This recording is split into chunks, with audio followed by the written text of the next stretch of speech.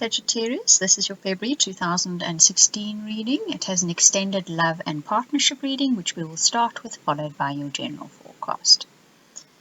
The first card that comes up speaks of a situation where your loyalty, your trustworthiness, you being the person that they can depend on, is what is first and foremost happening at the moment. And for you, this feels as if you're going round and round in circles. In other words, it feels as if you are constantly the person people depend on. You are the one that has to be loyal. You have to be the one that is trustworthy in your partnerships and relationships. But in truth, you have actually evolved. You have moved on. And you have learnt an enormous amount from having gone through this experience a few times. You now have the opportunity to move up a level, look back at what you've done in the past, and use this to perhaps change your behavior somehow. Ask yourself, how can you do it differently this time? Because there is a possibility of doing it differently this time. Now, your challenge says that you're feeling burdened, which is quite possible given what came up in your first card. And it's perhaps causing you a certain amount of unhappiness as well. The card that comes with it says to you that what you need to do is to do things by the book. Don't pressurize others into doing things differently. You can't. They're going to do things the way they want to do it. That can't be changed. But find a middle road. Find a tried and trusted method that works for everybody. But it has to be a traditional way. In other words, don't rebel against this. Don't get resentful about it. Find the middle road to do this. Then what it says is, what you don't know is that you are actually in a position of power and strength. Even though you may feel as if life is tugging your strings and you just having to respond to the tug, this isn't actually true. You have immense inner power and personal strength, which you are not recognizing at this time, but other people are seeing it. And you're going to receive some kind of message, a correspondence from someone you care about, someone you love possibly, or someone you have feelings for, that will reinforce this and make you realize or recognize that you have the power, you have the inner power to do something. There's almost a feeling as if there's something you want to do and you feel powerless, as if you cannot do it because you are burdened by what is happening in your life. You perhaps can't do something for your partner. You perhaps want a new partner. You can't, or you see them, you want them, but you feel as if you can't make an approach because you are burdened by what is happening in your life. But this isn't true. You're going to get some kind of correspondence, some kind of message, some kind of written correspondence, a text or an email, possibly even a phone call, that then lets you see that you do have that power. You can make that move. Then it says that your next move is one that will result in victory or success or steadfastness. It will get you where you want to go. Because that card of milk and honey speaks about connection and passion and romance and your heart's calling being answered. So if this is a new relationship that you feel you cannot get into, you're going to get that opportunity to partake in this relationship, or that first moves will be made in the relationship, despite the fact that you feel as if you cannot have this relationship. In an existing relationship, it's possibly you want to steer that relationship in a new direction, or try a different way of life, or do something different with your partner, go live somewhere different, for example, and you feel as if they're not going to want to do that, but somehow you're going to be given the opportunity or presented with the opportunity to do this, and they are going to be able and willing, and it looks like it may do great things for your relationship.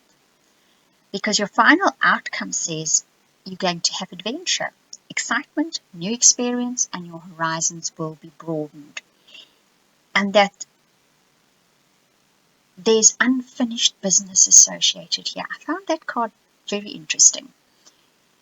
I think for you, those of you that are single and looking at this relationship that you possibly feel you can't get, it has to do with the past or unfinished business. There's some element of perhaps you, I don't know, had a crush on this person in the past and it really couldn't happen then, and here comes this situation around again, and this time you can finish that business, you can move forward with it.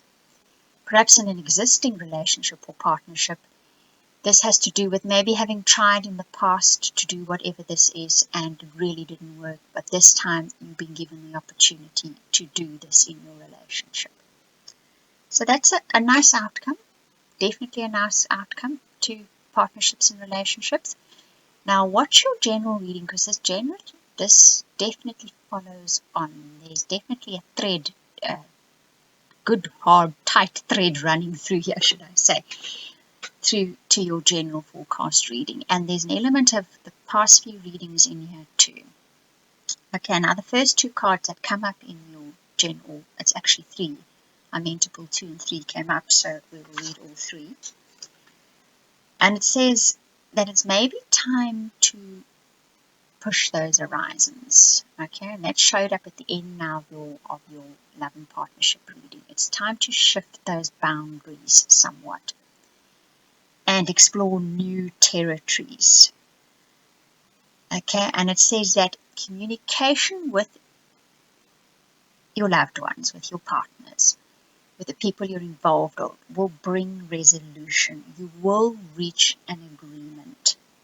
It says to follow your intuition, because you will gain great clarity and understanding if you open the communication. But now here's the interesting part. It says keep your desires and your dreams to yourself. And this comes up again later in this general reading. So I think the ultimate destination that you want to be at, be it physically or romantically or intellectually, for now you have to keep those plans to yourself. Perhaps you need to slowly introduce what it is that you want to people or to another person. Don't bombard them with everything at once. They're not going to be ready for it. You're going to meet up with too much resistance, or so much resistance that you abandon the plan yet again. The challenge here is to address outdated beliefs and outdated ways of doing things. So possibly you have a way of going about things when you want to change someone's mind that does not work. Or you believe that a person will respond in a certain way if you present something to them, and this is now going to change. You perhaps need to change the way you approach it and hang on to the belief that they will possibly be far more accommodating this time to your ideas.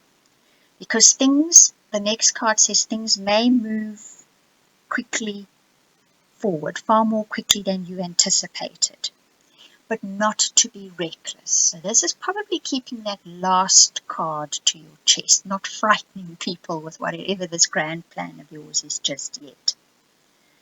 Now, because the outcome says it's not yet time to reveal your total game plan. Think and plan more, and you will know when the time is right. So that is the important thing to keep in mind here. Things will move now because the worst is over and you will start to see the future coming towards you. But hold that last card to your chest until the time is perfectly right. This comes through in your guidance as well. Your first guidance card says to breathe. So when you feel as if the situation is closing in on you, or you feel as if you can't move forward, you get that claustrophobic feeling of being tied down, genuinely just breathe. Take deep breaths to release that feeling of constriction that you might have. And keep your focus. Keep your focus on what it is that you want. Plan carefully for it. Make plans towards it. Don't lose that focus. Now, the fog card speaks about there's an element of not knowing here and an element of the timing not being quite right. if you make that full move at the moment, you're going to be almost coming up against situations where you just don't know what to do. But there will come a time, this card says that, there will come a time when you will see the light coming through and you will know this is the right time to make that final move. This comes through right through your reading. So keep that in mind. There will be a right time to reveal your entire plan. Your soul path says there's something new on the horizon and go where your heart pulls. So it's definitely, it just keeps telling you the same story. Whatever it is that's tugging at your heartstrings at the moment, this is what's coming for you on the horizon. We spoke about this quite a bit last month, I think, Sagittarius. You definitely, something's pulling hard at you guys. And that new thing is coming towards you. It is on the horizon. The next card says you have the wind at your back. You are going to be heading in the right direction. This card also has a saying that when you look back on your life, it's the things you didn't do that you regret the most, not the things that you did do.